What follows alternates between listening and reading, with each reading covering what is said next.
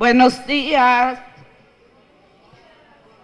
Vamos a dar inicio. Sean todos bienvenidos a este desayuno extraordinario de hoy, 15 de septiembre. Vamos a saludar de forma especial a nuestro pasado presidente aquí presente, la doctora Emilia Guzmán y el doctor José Peralta. También un saludo especial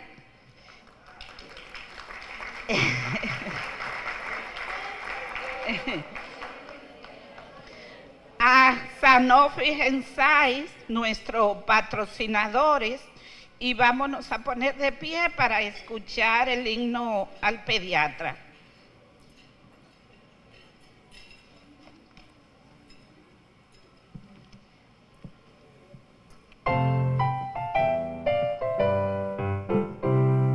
Pediatras del mundo, luchemos por todos los niños que quieren crecer en salud. Luchemos unidos, pediatras, luchemos, no importa el idioma que hablen, no importa el color de su piel, que sean ricos o pobres, que puedan sus padres creer. Luchemos, pediatras, pediatras, luchemos y hagamos el bien.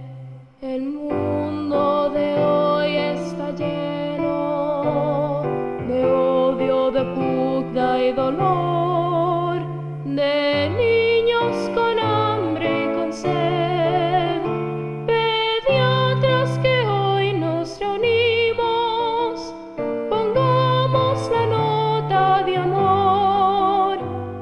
Pediatras del mundo, luchemos, limpiemos su senda, hagamos su ruta feliz. Tendamos las manos y abramos la puerta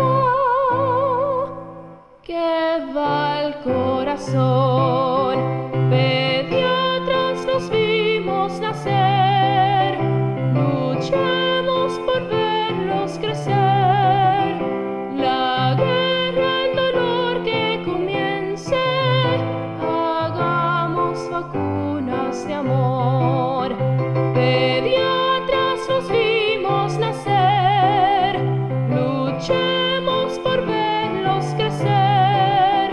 La guerra, el dolor que comience, hagamos vacunas de amor.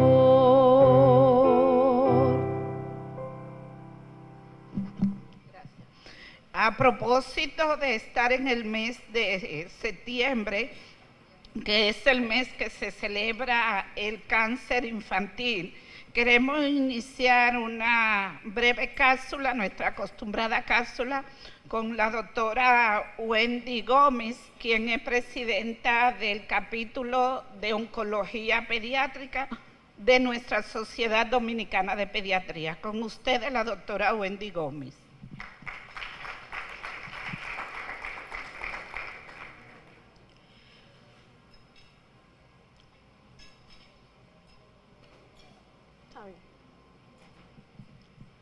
Buenos días a todos.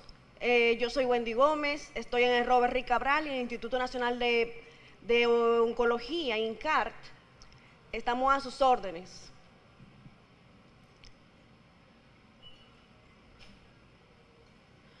Vamos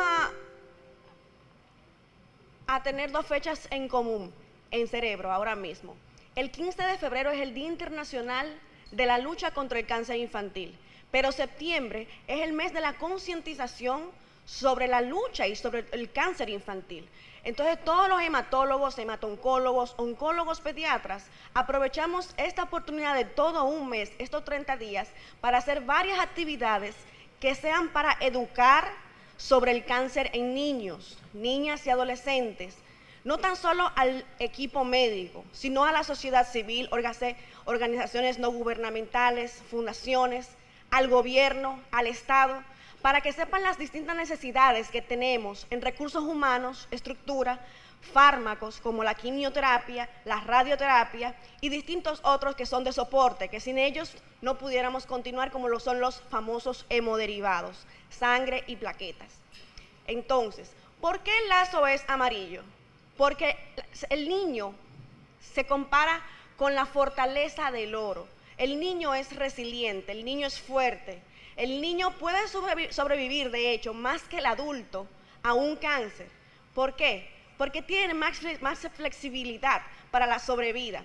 Aparte, hay signos de alerta temprana que si nosotros como pediatras, y de hecho, desde la base, lo que son la atención primaria, la atención secundaria y todo médico en general, supiéramos detectar, pudiésemos ayudar a que más niños lleguen a las unidades de oncología para ofrecer un tratamiento más oportuno. ¿Qué es el cáncer? El cáncer es la replicación descontrolada de cualquier línea celular del cuerpo. Señores, en cualquier parte del cuerpo nosotros podemos tener cáncer. En los niños, el principal es la leucemia linfoblástica aguda. Óigase lo que se dice, cáncer en la sangre. De ahí vamos a tener lo que son los linfomas y los tumores del sistema nervioso central. Y ojo aquí, porque los tumores cerebrales son los que muchas veces pasan por el subdiagnóstico. No nos llegamos a dar cuenta hasta que ya el niño llega convulsionando, cuando ya el niño llega en una fase de enclavamiento, en una fase donde lamentablemente las opciones curativas son más disminuidas. El principal tratamiento de un tumor cerebral o tumor del cordón espinal es la cirugía. Mientras más grandes e invasivos sean, peor pronóstico. Luego de aquí, ustedes pueden ver aquí abajo que tenemos que de cada célula del cuerpo, como en la retina, en la parte glándula suprarrenal, el hígado, las glándulas adrenales, podemos tener cualquier tipo de cáncer. También en los huesos, en los músculos, en fin, en cualquier parte del cuerpo el niño puede tener cáncer. Estamos destinados a que 140 nuevos casos por año, según el millón de grupo etario que tengamos, según nuestra población en general, deberíamos estar diagnosticándolo por año. ¿Cuál es la realidad ahora mismo en la República Dominicana? Que deberíamos estar diagnosticando a cerca de 450 nuevos casos por año. ¿Cuánto estamos diagnosticando? Cerca de 265. Óigase, ¿qué pasa con ese 75% que no está llegando? Están muriendo sin siquiera tener el diagnóstico de cáncer infantil. El paciente simplemente se muere y obviamente se le pone otro diagnóstico. Infección, que fue dengue, que fue otra cosa, y no investigamos más allá. ¿Por qué? ¿Cuál es la diferencia del cáncer en niños y en cáncer de adultos? El cáncer en niños no es prevenible, es algo multifactorial. No es como la parte del adulto, donde podemos decir si el niño, si fuma, le va a dar cáncer de pulmón. Si se expone mucho al sol, le va a dar un cáncer en la piel. No pasa esto en la etapa infantil. Por esto es más importante que sepamos que existen signos de alerta temprana. En las primeras etapas puede ser totalmente asintomático. Sí, puede darse que de una semana a otra las líneas celulares de un hemograma se vean totalmente alteradas, como si fuera algo sorpresivo. Sí, esto puede ocurrir, por ejemplo, en la leucemia. Los niños se tratan importante con quimioterapia básica, esto quiere decir estándar, esto quiere decir la más económica, la barata. Óigase, si tenemos un paciente diagnosticado, ya no hay ningún pero, no hay excusas para decir que no vamos a tratar a ese niño, porque debemos tener completo acercamiento a lo que son los fármacos de tratamiento. Los síntomas son inespecíficos y pueden simular otras patologías. Cuando a un niño le sale una bola en el cuello, ¿cuál es el primer diagnóstico que pensamos en pediatría? Tuberculosis. Tuberculosis son de los primeros diagnósticos que pensamos. Entonces, duramos 21 días haciendo una serie de análisis. ¿Qué vamos a hacer? El PPD, que vamos a hacer la baciloscopía, que vamos a hacer todo tipo de análisis. Y luego resulta que son negativos, pero no se nos ocurrió hacer a lo mejor en ese ínterin algunas otras consideraciones e investigaciones, como un hemograma completo, eritrosedimentación, LDH, una tomografía, una sonografía del área implicada. El 75% es curable si se dedica atención y se hace una etapa temprana de diagnóstico. Señores, cuando tenemos un paciente que lo captamos temprano en estadio 1 y 2, por lo general, o riesgo bajo, la calidad de sobrevida y la calidad de vida aumentan significativamente. Por eso es que tenemos que estar atentos a los signos de alerta. El abordaje no es solamente dado por el reumato-oncólogo pediatra. No solamente el oncólogo puede cuidar a un niño con cáncer. Todos, el cardiólogo, el gastroenterólogo, el neumólogo, el nutriólogo, el odontólogo, todos son importantes para hacerlo. 43% de los niños con cáncer, óigase, 1 de cada 2 niños que tienen un diagnóstico equivocado y mueren sin diagnóstico oportuno a lo largo del mundo, en los países que son similares a nosotros, óigase, en vía de desarrollo. Hemos estado trabajando en un comité técnico conformado por el Ministerio de Salud Pública, Servicio Nacional de Salud, Oficina Panamericana de la Salud, OPS, Hospital Infantil Dr. Robert Rick Cabral, Instituto Nacional del Cáncer, para crear lo que es la campaña de signos de alerta de cáncer infantil. Y de hecho, al final le voy a proporcionar los afiches y el video de la campaña a la doctora Luz. Ella lo puede compartir a todo quien quiera, para que ustedes todos lo tengan y lo puedan compartir en sus redes, ¿de acuerdo? Entonces, ¿qué nos dice esta campaña? Que tenemos signos y síntomas que debemos estar atentos, nosotros como pediatras. Cuando llegue un niño que, por ejemplo, el número 1, presente una mancha blanca en el ojo, señores, eso es cáncer de la retina hasta que se demuestre lo contrario.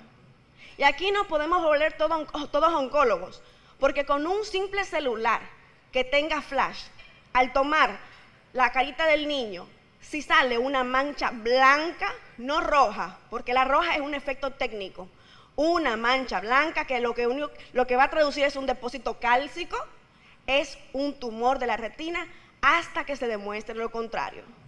En ese momento el paciente tiene que ir al oftalmólogo y al oncólogo pediatra.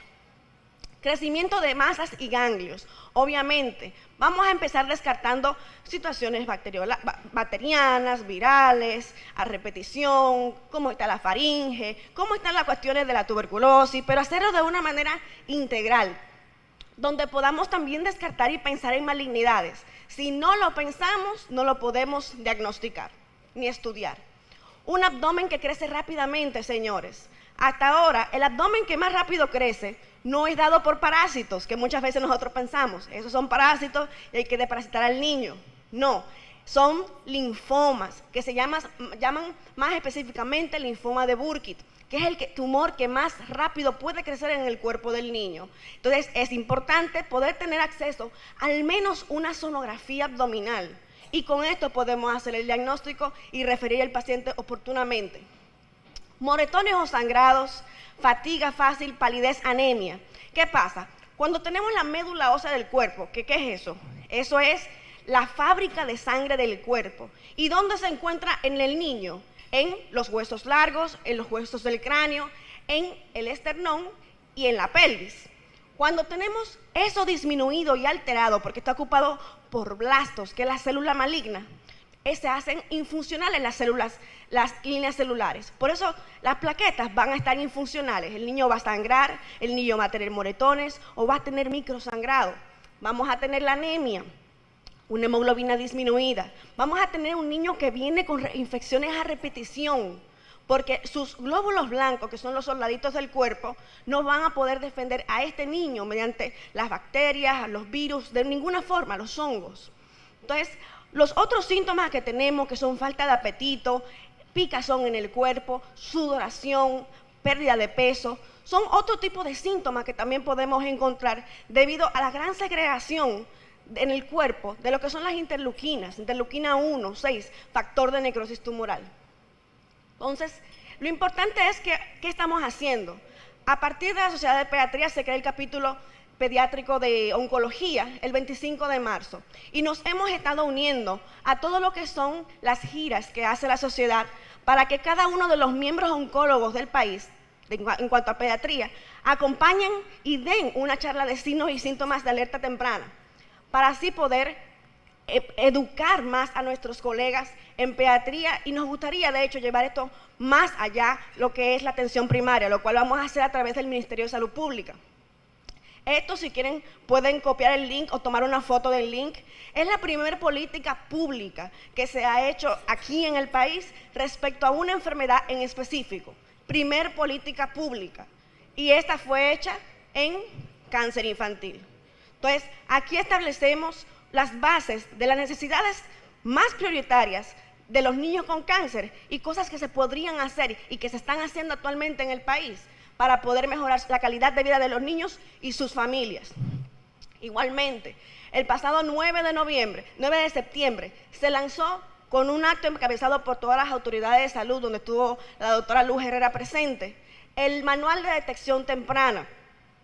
¿Qué hace este manual? En este manual van a encontrar todos los signos y síntomas descritos y les va a permitir, mediante algoritmos, saber cómo ustedes pueden ir ayudando a los niños según el centro donde estén, si es UNAP, si es secundario, si es terciario, y cómo referirlo a una de las unidades oncológicas ya establecidas. Si gustan, pueden hacer el scan y van a tener el manual automáticamente en sus celulares. Vamos a dejarlo ahí un momentito.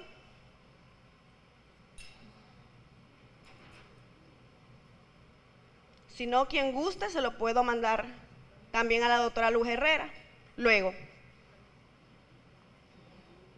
¿Ya? Lo importante es que se sepa que el cáncer infantil se puede curar, más aún si se diagnostica oportunamente. Muchísimas gracias.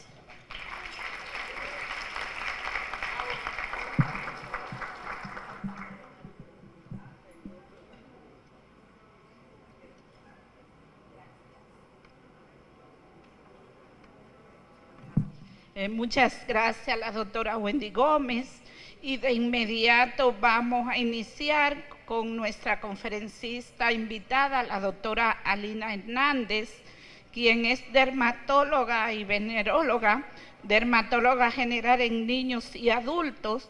En su experiencia laboral en el Hospital Francisco Mocosos Buello, en el Hospital General Plaza de la Salud, y es director médico del Instituto Dermatológico Integral. El tema del día de hoy es nuevos paradigmas en el manejo de la dermatitis atópica. Con ustedes, la doctora Alina Hernández.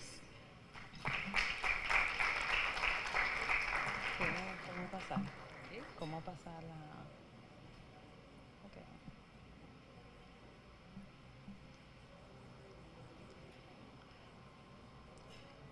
Buenos días.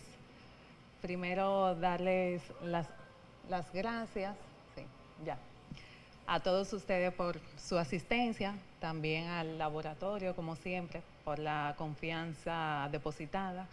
Y en el día de hoy compartiré con ustedes un tema tan importante.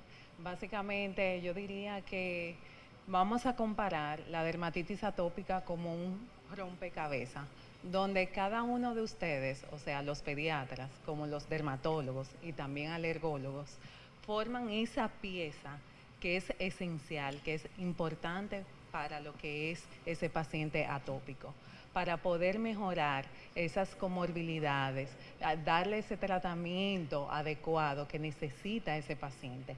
Y eso es de la ayuda de ustedes. Por eso son pacientes que deben de ser manejados de manera multidisciplinaria, y todo es para que tenga un buen seguimiento, una buena evolución, y para que ese paciente podamos cambiarle lo que es la calidad de su vida. Estos son los temas que vamos a tratar en el día de hoy, las generalidades, qué es lo que pasa en una piel atópica, también la parte clínica y los tratamientos que en el día de hoy están aprobados en esos pacientes de edad pediátrica y adolescentes. Y por último, voy a concluir con un caso muy bonito que realmente me ha impactado mucho en la consulta, porque es un caso donde manifiesta cómo existe esa carga emocional en esos pacientes que padecen de esta enfermedad. Empezando con las generalidades, realmente eso es algo ya que todos ustedes conocen. La dermatitis atópica es una enfermedad que es inflamatoria de la piel, que tiene un curso crónico, donde vamos a tener periodos de remisión y de aparición. remisión y aparición. ¿Qué pasa con la fisiopatogenia? Es una patogenia bastante compleja porque hay varios factores involucrados que más adelante vamos a ver. Muy importante, la atopía no es solamente una manifestación a nivel de la piel, tiene comorbilidades, tiene enfermedades asociadas que por eso debemos de buscarla. Y la atopía, ahí le digo, el manejo multidisciplinario es esencial. No es solamente del dermatólogo, no es solamente del pediatra, no solamente del alergólogo. Aparte de eso, sabemos que puede aparecer en cualquier edad, pero es más frecuente en la edad infantil, en los niños. Aproximadamente un 20% de todos los niños van a padecer de atopía. Los adultos, ese porcentaje disminuye de alrededor un 5%. Cuando hablamos de ese 20% de niños afectados, vemos que el 65% de esos niños pueden tener sus primeras manifestaciones antes del año de edad. Y eso es bastante importante porque a veces se suelen confundir con otras patologías, como por ejemplo dermatitis seborreica, con esas escamas en el cuero cabelludo, esas lesiones a nivel de pliegue, y decimos, ok, esto es una dermatitis seborreica, pero vamos viendo esa evolución de ese niño infantil y vemos que esas lesiones se vuelven recurrentes, más inflamatorias y ese picor persistente. El 85% de los pacientes generalmente aparece antes de los 5 años de edad y hay algunos de los niños que es antes de los 8 años de edad. Hoy en día estamos viendo niños que inician después de los 3 años de edad y generalmente son los niños que tienen un comportamiento más severo de la enfermedad. El porcentaje de pacientes que mejoran durante la infancia, cada vez estamos viendo menos pacientes que mejoran. Por ende, debemos todos de estar actualizados para primero poder controlar, poder mejorar no solamente la parte cutánea, sino también la parte emocional en este grupo de pacientes. El 60% de los niños puede continuar con síntomas hasta la edad adulta. Y veo esta diapositiva de una conferencia en la cual estuve presente del Congreso Europeo de Dermatología. Y así mismito, como se titula, un alto complejo en cuanto a fenotipo, ese es el comportamiento de la atopía. Vemos pacientes con diferentes historias, que inician de manera distinta, su evolución totalmente distinta, diferentes fenotipos según la raza, según la edad. Aparte de eso, diferente también forma de respuesta en cuanto a los tratamientos que hoy en día existen y distintas severidades. Algo que también tienen que tener en cuenta los pacientes atópicos, el riesgo a infectarse que tiene principalmente de procesos bacterianos producidos por el estafilococo y también por virales por el herpes simple. Y el riesgo que tiene un paciente atópico de desarrollar otras enfermedades que componen lo que son la marcha atópica. La fisiopatogenia, ¿qué es lo que está pasando? Básicamente, esta imagen podemos resumir todo lo que pasa a nivel de la piel. La inflamación es producida por, primero, hay una disfunción de la barrera cutánea. ¿Qué me hace esa disfunción? Que haya también una alteración del microbioma de la piel. Hoy en día también se está tocando la importancia que tiene el microbioma también intestinal como activador de la dermatitis atópica. Aparte de eso, este paciente que tiene esos genes que ya hoy en día que están estudiados, genes que son encargados de activarme mediante ese factor externo más esa disfunción de la barrera cutánea, hace que haya una inflamación a nivel de la piel, lo que va a provocar esos signos y síntomas que vemos en los pacientes atópicos. esas lesiones eczematosas acompañado del síntoma característico que es el picor. Cuando vemos esta imagen, esta es una imagen de una piel normal. Hay un proceso que es normal en todos los pacientes de la piel, que es el proceso de queratinización. ¿En qué consiste esto? Es llevar la queratina de la capa basal, que son esas celulitas que parecen cubos, hasta la parte más externa. Cuando llega en la parte más externa, que es el estrato córneo, ya tiene una característica aplanada y ahí en ese estrato generalmente es el estrato donde los queratinocitos son más fuertes. Ahí son llamados corneocitos. Esta capa, si ustedes ven, tienen como unas uniones.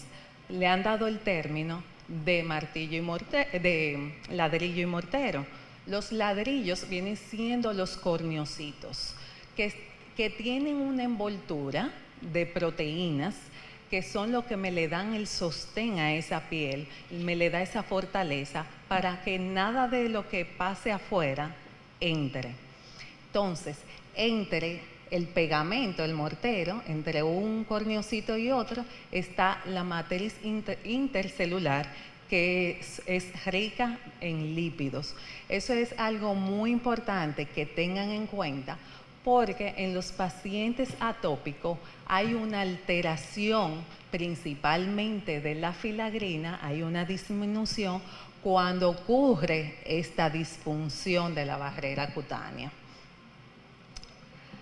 Al haber una disfunción de la barrera cutánea, hay un desbalance de lo que son componentes esenciales como son el agua, hay una pérdida excesiva de agua, también de las grasas, como mencioné, la ceramida, proteínas como filagrinas, ácido hialurónico, y es lo que me hace una piel bastante sensible por esa carencia, que más adelante van a entender por la importancia de los tratamientos tópicos en estos pacientes. Y vemos que se está hablando desde el 1966 de la disfunción de la barrera cutánea en los pacientes atópicos, o sea que eso no es algo nuevo. Y vemos cómo esta puede condicionar, todavía se está hablando, a enfermedades tipo autoinmune y también a otras enfermedades crónicas. Cuando hablamos de la filagrina, vemos estudios donde muestran que hay una disminución de esta, ya sea porque hay una baja densidad, baja humedad, también pacientes alérgicos, algunos medicamentos y también por liberación de citoquinas que promueven la inflamación cutánea.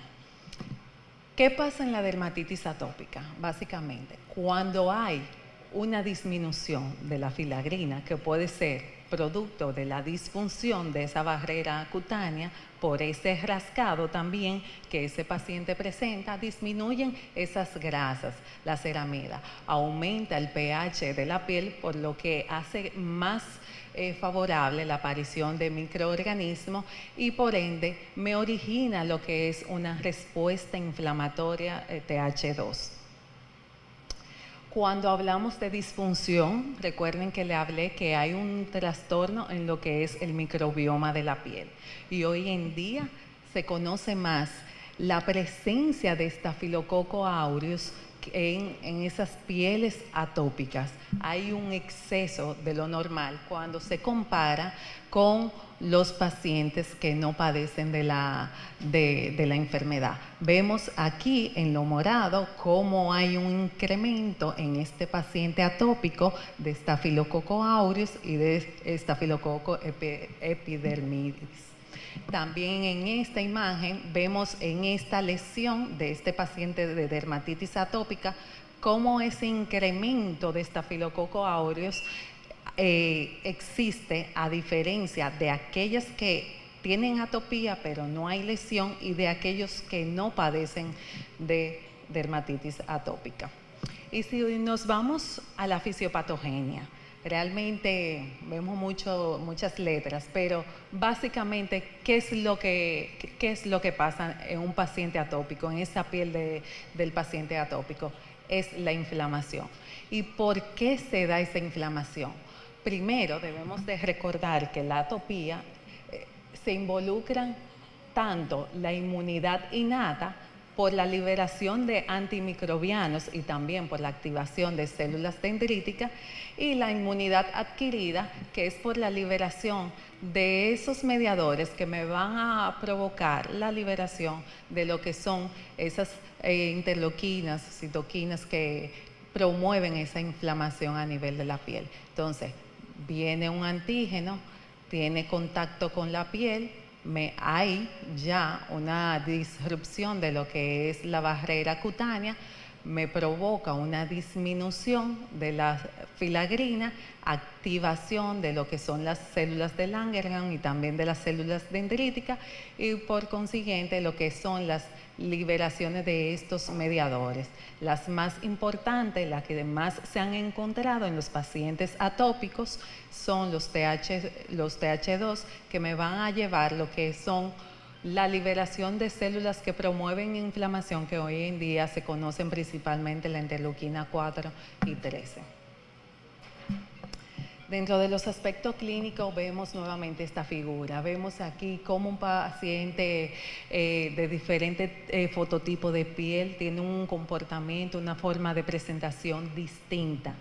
Iniciamos con los patrones de inicio. Generalmente la atopía se comporta de esta manera. Periodos de aparición, remisión, aparece y remite. Y generalmente estos pacientes es antes de los 6 años. Pero hay algunos que pueden persistir durante toda la infancia, niñez, hasta continuar con la adolescencia. También algunos que aparecen después de los 6 años, otros ya en la preadolescente y en la adolescencia, y un porcentaje muy mínimo que puede iniciar en la edad adulta. Cuando vemos esta imagen, vemos la imagen que le presenté inicialmente, cómo dependiendo del fenotipo del paciente, sea un paciente europeo, americano, asiático, africano, ya hoy en día hasta se incluye la edad pediátrica como un fenotipo distinto. Según el fenotipo hay variación en la liberación de los mediadores. Sí vemos que la presencia de los TH2 es tan presente en todos los fenotipos de la dermatitis atópica. Y ya las manifestaciones clínicas de la enfermedad, ustedes están muy familiarizados, ya sabemos en los bebés, esos cacheticos rojitos, esos eczemas, esas lesiones en pliegue también. Ya en los niños son más características esas lesiones a nivel de pliegues cubitales, pliegues popliteo en el cuello.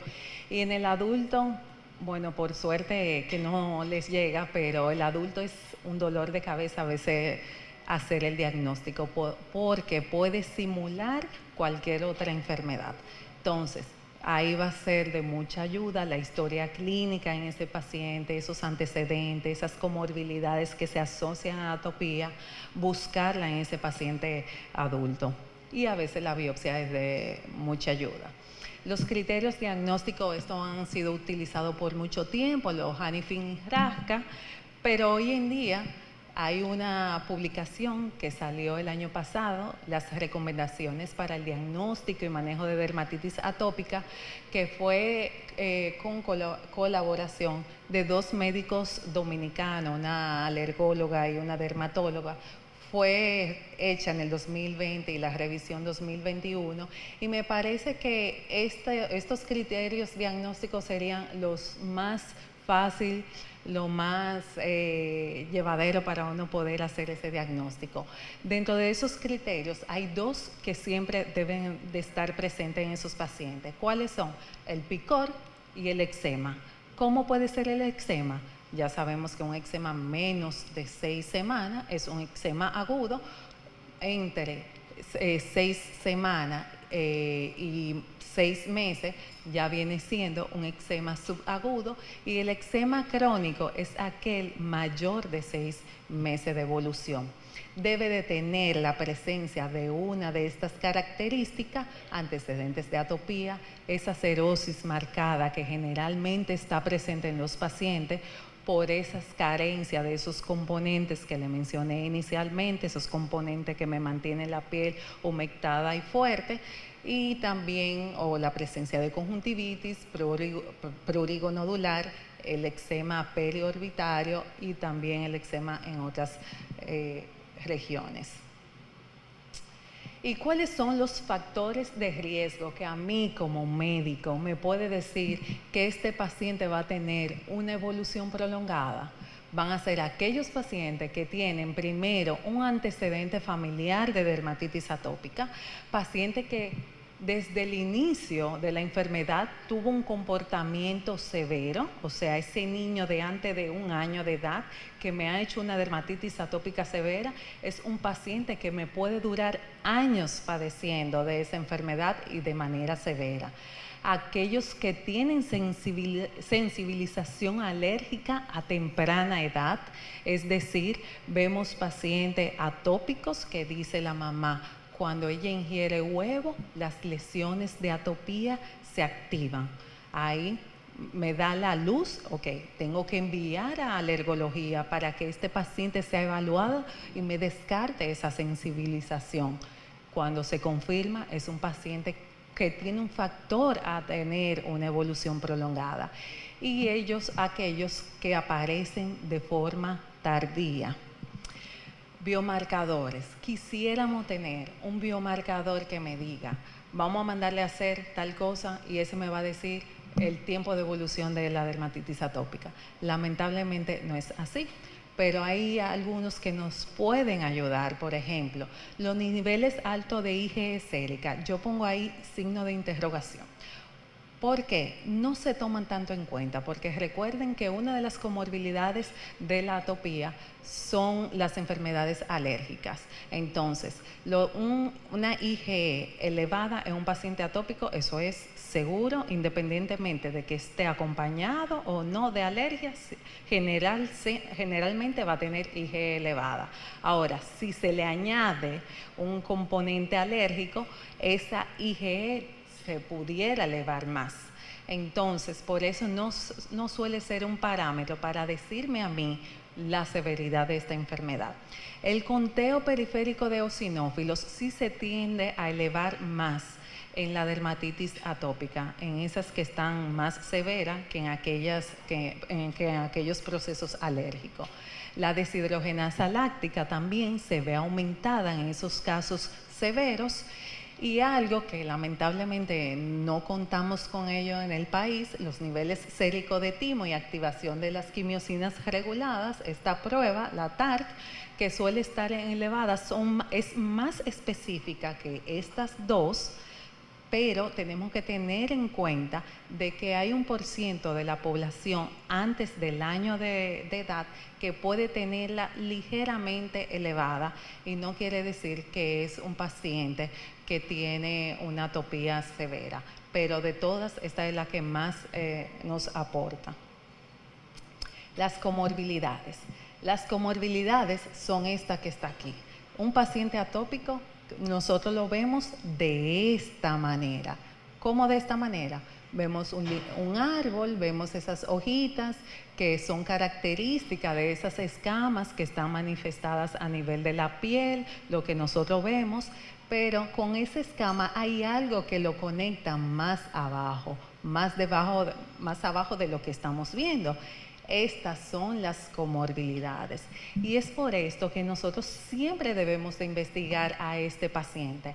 Las comorbilidades que siempre se han conocido, fíjense, bueno, yo no sé si le ha pasado a ustedes, pero cuando estudiaba, escuchaba maestro que decía, la dermatitis atópica es el asma de la piel.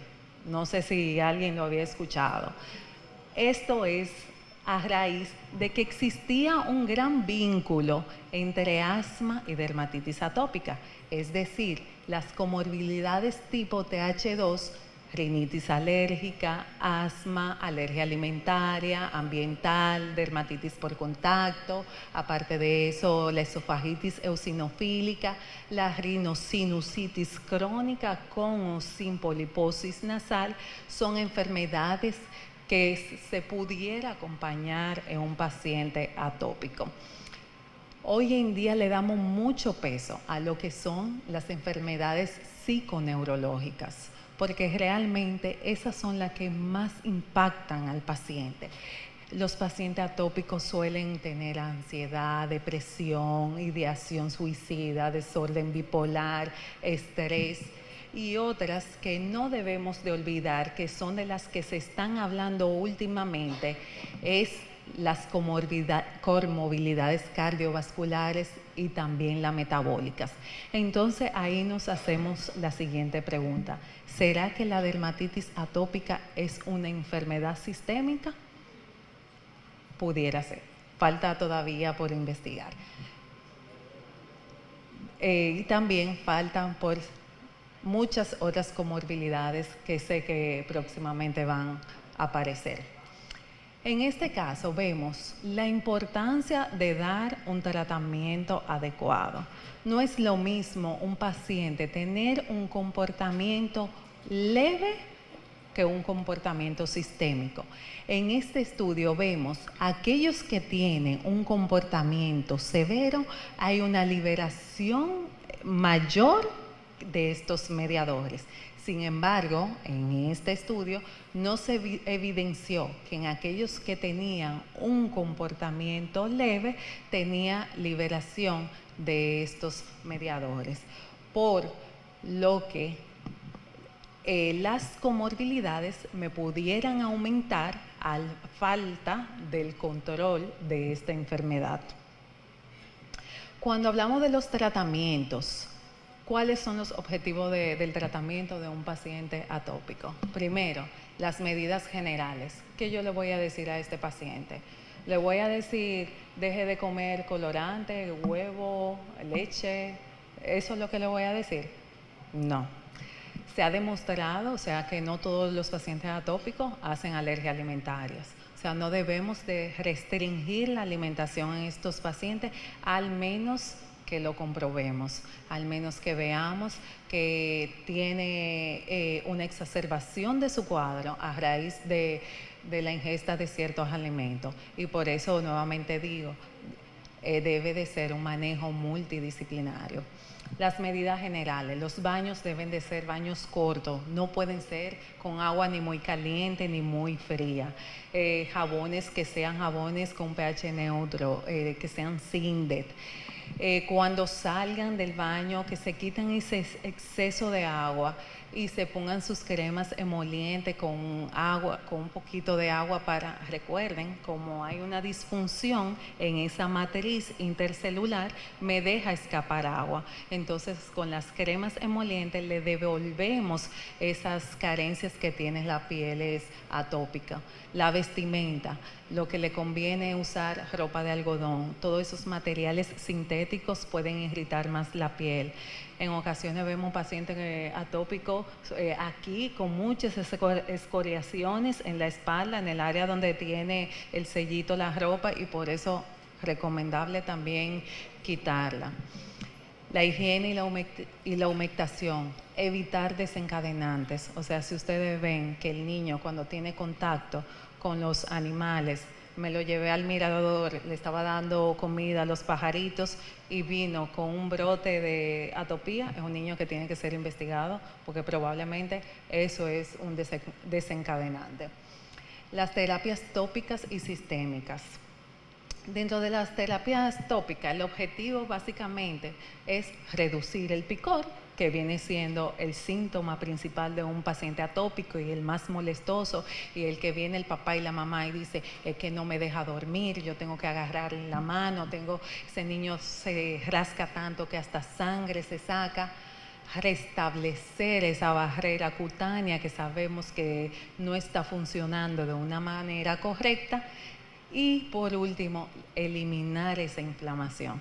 ¿Y cómo lo vamos a hacer? Primero debemos de estadificar la enfermedad.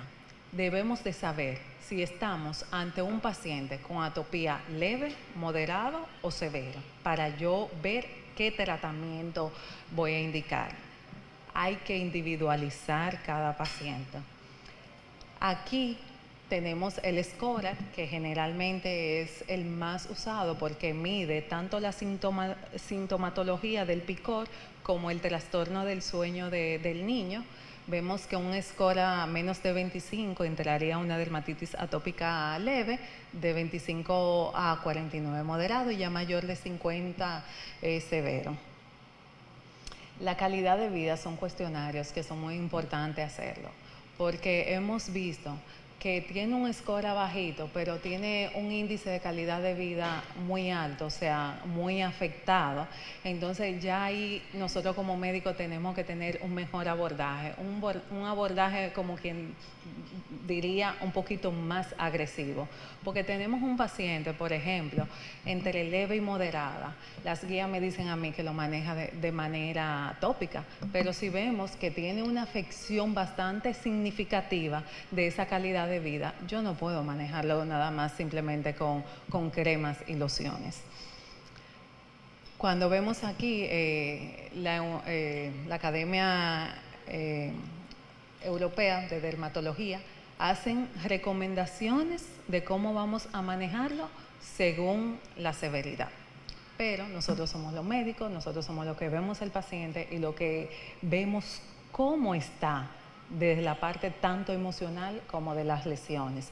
Recomienda siempre la terapia basal, programas educativos, sus emolientes, sus aceites de baños y evitar esos alérgenos que realmente hemos comprobado si están presentes.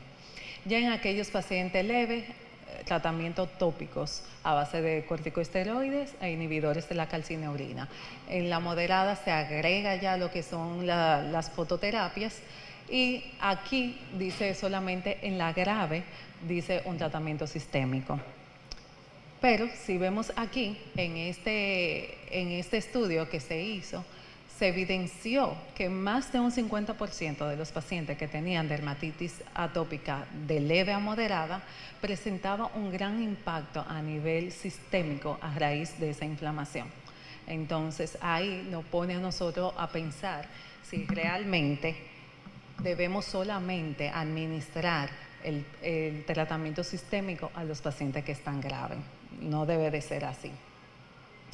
También vemos aquí que los tratamientos sistémicos, él propone que esas personas encargadas de regular, de suministrar esos medicamentos, de aprobar esos medicamentos, no sea solamente en esos casos severos, sino debemos de tomar en cuenta también esos pacientes que tienen ese comportamiento de manera moderada, ya que bajamos inflamación a nivel de la piel y recuerden que bajamos la probabilidad de que me haga una comorbilidad.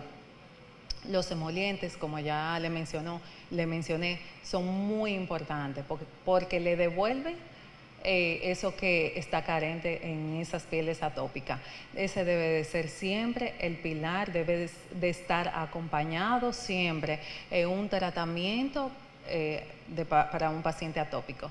Dentro de los tratamientos tópicos ya ustedes están muy familiarizados, que son los corticosteroides tópicos y también los inhibidores de la calcineurina, que están indicados tanto en los niños como en los adultos. Algo muy importante es la corticofobia. A la consulta generalmente a mí me llega la mamá diciéndome, ya yo estoy cansada de los corticosteroides. A mí me han dicho que tienen demasiados efectos adversos, de que eso le va a dañar un órgano y todo eso. Y eso es cierto. Independientemente, recuerden que cuando estamos en un paciente de moderado severo y le estamos poniendo un corticoide de moderada a alta potencia en todas las lesiones, tiene una absorción sistémica y por eso hay que ser cauteloso con eso. Esos pacientes que tienen corticofobia debemos de evitar, aunque veamos que es un paciente con una lesión localizada, debemos de evitar colocárselo.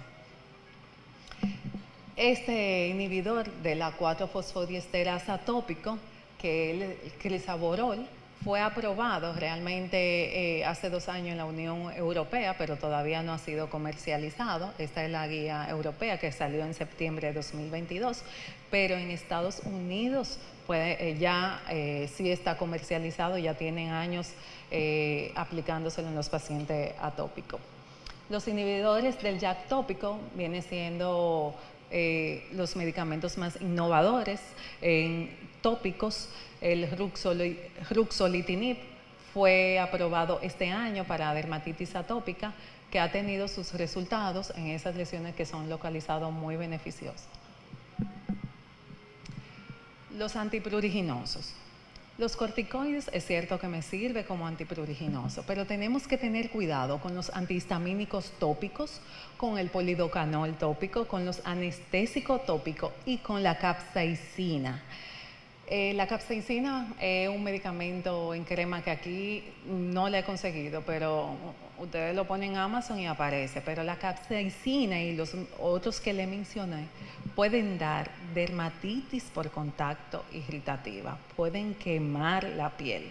Entonces, por eso, hasta los antihistamínicos tópicos, yo tengo cuidado ponerlo en una piel atópica. Dentro del tratamiento sistémico es bueno que ustedes conozcan qué es lo que pasa. Existen todos estos tratamientos, ya sea en cuadrado, en rectangulado, rojo, verde, exacto, ustedes lo ven así. Son medicamentos que ya están aprobados y otros que están en fase de investigación. Todos son con la finalidad de inhibirme esos mediadores que hoy en día se están estudiando y se conoce que son los encargados de promover esa inflamación a nivel cutáneo.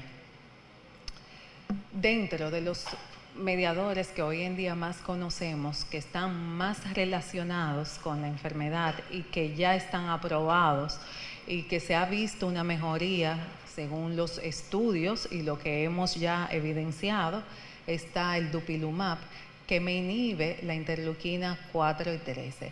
Estos aquí, el tralokinumab, ya sí está aprobado en otros países, pero estos todavía están en investigación, en fase de investigación. Y las guías europeas, ¿qué me dicen? ¿Cómo yo tengo que manejar a un paciente atópico? Recuerden, como le dije, que decía, el leve con tratamiento tópico, el moderado se le agrega a la fototerapia, pero ¿qué debemos de hacer? Individualizar cada paciente. Aquí dice solamente en aquellos que tienen un comportamiento severo, debemos de agregarle fuertemente recomendado la ciclosporina A, que todos me imagino que están muy familiarizados y conocen los efectos secundarios de la ciclosporina A, y estos dos medicamentos innovador que es dupilumab, y este es un inhibidor del JAK upadacitinib. De todos esos 3 medicamentos tenemos la ciclosporina, y de los innovadores solamente contamos en el país por el momento comercializado dupilumab. Aquí en Europa, en las guías europeas, solamente está aprobado a partir de los 6 años de edad. Ya en Estados Unidos se está usando a partir de los 6 meses de edad, que es un rango muy importante porque recuerden que la mayoría de los pacientes aparecen en la dermatitis atópica antes de los 6 años de edad. También como tratamiento inmunomodulador se recomienda, pero no fuertemente, el uso de la azatriopina y el methotrexato. ¿Y qué es el dupilumab? El dupilumab es un anticuerpo monoclonal humano que va dirigido contra el receptor alfa de la interleuquina 4, bloqueando la señalización de la interleuquina 4 y 13, que son interleuquinas que se han visto en esas pieles en concentraciones altas, en esas pieles de los pacientes atópicos. ¿Qué es importante de este medicamento? Recuerden que los pacientes atópicos tienen comorbilidades TH2 asociadas. Con este medicamento también tiene aprobación de otras comorbilidades, como son asma bronquial, esofagitis eosinofílica y también de rinitis con poliposis nasal, rinosinusitis con poliposis nasal, que por eso debemos, como le dije, individualizar ese paciente, ver cuáles comorbilidades tiene para poder ofrecerle el mejor tratamiento posible. Y de las cosas más importantes que tenemos que tener en cuenta es recordar que según el fenotipo, el paciente puede responder o no al tratamiento sistémico que se le da. Y vemos que los TH2 son encargados de liberar esa interleuquina 4 y 13 y dupilumab me actúa aquí, donde vemos que en todos los grupos étnicos, o sea, en los pacientes pediátricos, esa población de TH2 está aumentada en todos esos grupos. ¿Y cuál es la importancia del tratamiento adecuado? Que primero, como vimos al inicio, disminuimos esas comorbilidades y vamos a tener un niño feliz. Y por eso es importante ese tratamiento adecuado, porque ya vemos que los padres de los niños y adolescentes que padecen de atopía tienen tasas más altas de ansiedad y depresión, según este estudio que fue realizado en Brasil. Aquí vemos los padres de pacientes atópicos versus los padres de pacientes no atópicos y vemos un incremento de depresión y ansiedad. También este paciente se hizo una encuesta donde se vio que el 52% de los pacientes se sienten infeliz o deprimido, se siente bastante preocupado de un 29 a un 50% porque lo vean públicamente. El hostigamiento o burlas debido a su enfermedad en algún momento de su vida del 25 al 39% de los casos, y cómo hay una disminución en lo que es su vida escolar y laboral entre un 30 a 46% de los casos. Hay una disminución de la confianza en sí mismo y hay una disminución en lo que es el rendimiento en la escuela, con cada exacerbación de un 7 a un 10%. Y cuando hablamos de los trastornos del sueño, ustedes saben que un niño que no duerme puede tener su asociación con baja estatura. Es un niño que puede tener trastornos mentales, es un niño que también no solamente va a ser niño, sino la familia. Es un niño que va a arrastrar una serie de problemas, no solamente propios, sino familiar. Y en niños y adolescentes tenían la combinación de dermatitis atópica y trastornos del sueño, tenían un riesgo mayor de tener una salud general reducida que aquellos que solamente tenían por sí solo atopía o trastorno del sueño. Entonces, la falta de sueño en niños y en los adolescentes también se asoció en este estudio con un crecimiento vertical reducido y también a sufrir mayor riesgo de fracturas. Este estudio, cuando lo leí, me llamó mucho la atención porque nunca había visto un estudio con una cifra tan alta y de tanto tiempo de evaluar la salud mental en los pacientes atópicos. Este fue un estudio que se realizó en el Reino Unido, donde evaluaron 14.062 pacientes en un periodo de 20 años, donde vieron que los pacientes que tenían una dermatitis atópica grave se asoció con un aumento de aproximadamente del doble de la población general de síntomas de depresión y de conductas internalizantes. Pero no importa la severidad, aquí demostró que aquellos con esa atopía de comportamiento leve y moderado aumentó de un 29 a un 84% el riesgo de internalización de la conducta entre los 4 y 16 años de edad. ¿Y por qué esto es importante? Sabemos que en la edad pediátrica apenas ese niño se está conociendo, se está identificando, está formando se está formando lo que es su personalidad. Y por eso nosotros tenemos que ser muy cuidadosos de cómo vamos a manejar este grupo etario. Cuando hablamos de los días perdidos en la escuela, esto es un estudio que se realizó en Europa y también en Estados Unidos, donde vimos esos pacientes que tenían este comportamiento grave, tenían aproximadamente, bueno, vemos aquí en Alemania, 16.3 días al mes de ausencia en el colegio. ¿Cómo un niño va a aprender? O sea, si al mes faltan 10, 8, 16 días, 11, 8 días. ¿Y cuál ha sido el impacto de la dermatitis atópica en la consulta que he tenido? Quise traerle el ejemplo de un casito muy bonito que evidencié en la consulta, donde este niño tenía una dermatitis atópica desde los 2 años de edad. Eran las lesiones típicas en cara, tronco, extremidades, que fueron recurrentes, pero después de a los 2 meses antes de llegar a la consulta, se exacerbaron. Y cuando llega son lesiones totalmente distintas a las que estamos acostumbrados a ver.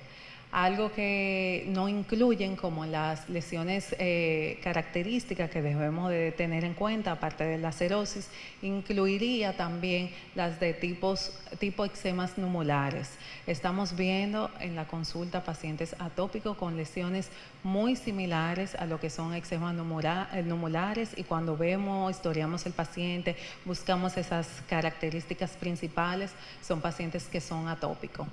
Dentro de las terapias tópicas, las que suelen usar todos, tanto las emolientes, los corticoides en crema, la sistémica, corticoides sistémicos, que todavía los siguen usando de manera prolongada. Recordar que en las guías europeas ni la mencionan, los corticoides sistémicos solamente debería de ser de rescate y corto tiempo y si acaso, pero no está dentro de las pautas del tratamiento de atopía. Los antihistamínicos sistémicos y el antibiótico fueron suministrados a este paciente. ¿Cuáles comorbilidades podemos notar en este paciente asociado a la atopía? El paciente tiene la rinitis, una de las comorbilidades TH2, aparte de eso las alergias alimentarias, el huevo, al maíz, la proteína de leche, todo eso. Dentro de la línea materna seguimos viendo comorbilidades TH2 como el asma, la rinitis, y ya ahora tiene 2 hermanitos que son los 2 atópicos y la dermatitis por contacto. Aquí vemos las lesiones del paciente, vemos aquí esas lesiones tan redondeadas, exudativas, que afectan extremidades, que son muy sugestivas. O sea, el que la ve así dice son eczemas numulares, pero si ven la cerosis de la piel, esas pápulas escoriadas, esa carita con ese doble pliegue de Denny Morgan, esa historia, esos antecedentes familiares que tiene, ya es un paciente que obviamente es atópico. Dentro de las escalas de severidad, qué importante hay, independientemente que las escalas me arrojan que estamos ante una dermatitis atópica severa, es la afección que tiene ese niño en su calidad de vida. El límite es hasta 30 y el niño tiene 26, o sea que tiene muy marcado lo que es esa afección de la calidad de vida. Vemos las lesiones, esas pápulas, esas áreas liquenificadas a nivel de brazos, y dentro de los laboratorios que se les realizaron básicamente fueron los laboratorios de rutina. Vemos cómo tiene el conteo de eosinófilos elevado, como siempre la IgE elevada y los triglicéridos también un poquito elevados. Ha usado de todo, o sea, paciente con Montelukast, antihistamínico, corticoide sistémico, antibiótico sistémico, inhibidores de la calcineurina, cremas emolientes, vaselina, todo, como así llegan los pacientes usando. El 17 de julio se decide iniciar Dupilumab, Recuerden que es un medicamento innovador donde me regula esa inflamación, esa parte inmunológica, esas células inflamatorias que hoy en día se conocen como responsables de la enfermedad. Se inicia según el peso. Se inicia con Dupilumab de 300 miligramos, 2 jeringuillas que son precargadas, se puso como dosis inicial y luego a partir de las 4 semanas se puso una cada 4 semanas. Aquí vemos las lesiones como estaban antes, esas exulceraciones de tanto rascado. ¿Y cómo evolucionó este paciente con este tratamiento? Vemos que con solo 2 meses de haber iniciado el Dupilumab, las escalas de severidad se redujeron a más de un 50%. Y ya a los 8 meses de haber iniciado, ya el paciente solamente presentaba una atopía leve. ¿Y qué pasaba con este paciente? Primero, el paciente no jugaba. No solamente porque el sudor le picaba, la mamá le decía, no salga a jugar, porque desde que vayas a sudar, se te va a activar. O sea, la mamá lo limitaba también. El niño no le gustaba porque también le dolía. No dormían, los padres no dormían por el picor, agarrándole la manito, mira aquí como la tienen vendada, llena de sangre, porque el niño se rascaba hasta con ese sueño superficial. Aparte de eso, faltaba al colegio porque tenía sueño. Durante el día el niño estaba somnoliento porque no dormía y también porque se sobreinfectaban las lesiones. La mamá le daba miedo a que interactuara con demás niños por temor a que el niño sea rechazado por sus lesiones cutáneas. Y algo muy importante que viene siendo esto aquí, le llegaron a mencionar rasgos de autismo porque el niño tenía un bajo rendimiento escolar, el niño no aprendía como debía de ser y no socializaba.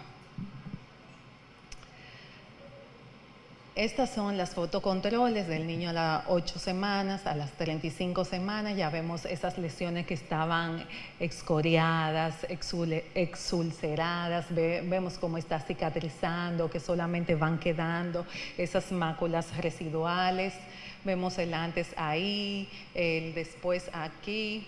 Vemos aquí un zoom de la parte de los piecitos, esas lesiones aquí activas, ya empiezan las máculas residuales con 8 semanas y aquí a las 35 semanas.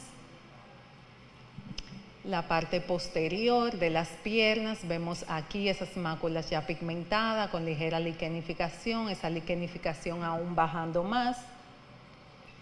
El antes en el tronco, vemos aquí ya como la mejoría a los 15 meses de haber iniciado, el antes también en el dorso de los pies, en la cara posterior su antes y después 15 meses luego de haber iniciado el tratamiento y ya en octubre de 2021, que básicamente así mismo está el paciente está con la dermatitis atópica bastante controlada, con inactividad de la enfermedad. Y lo más importante de esto es que el prurito, el picor, mejoró con solo 2 semanas de haberse aplicado la primera aplicación, es decir, la dosis de inducción. Y lo más bonito de todo es que una vez mejoramos sus lesiones clínicas, miren el mensajito que él me manda. Ya es un niño que sabe leer, que sabe escribir y que me manda ese mensajito. Eso fue en octubre del año pasado. Alina, te quiero mucho, te hago. O sea, esos son los mensajes y los casos como más gratificantes como médico que uno recibe. Poder cambiarle lo que es la vida a estos pacientes y más ese grupo tan importante que puede ser tan afectado a nivel emocional. ¿Y con qué concluyo en el día de hoy? Es importante derivar a tiempo. El manejo multidisciplinario es esencial, debe de ser primordial. Mientras tenemos una enfermedad activa, hay mayor deterioro de la calidad de vida. Y recuerden que no solamente la calidad de vida, sino que el riesgo de desarrollarme una comorbilidad también es más alto. Debemos, a la hora de tratar a un paciente, debemos de individualizar cada paciente. Y gracias a los avances en el conocimiento de esa patogenia tan compleja como ustedes vieron al inicio de la enfermedad, se han diseñado terapias contra blancos inmunológicos específicos que hoy en día se ven que son los encargados de gran parte de esta enfermedad, por lo que nos brindan una nueva esperanza en el tratamiento de estos pacientes que padecen de dermatitis atópica. Muchas gracias por la atención.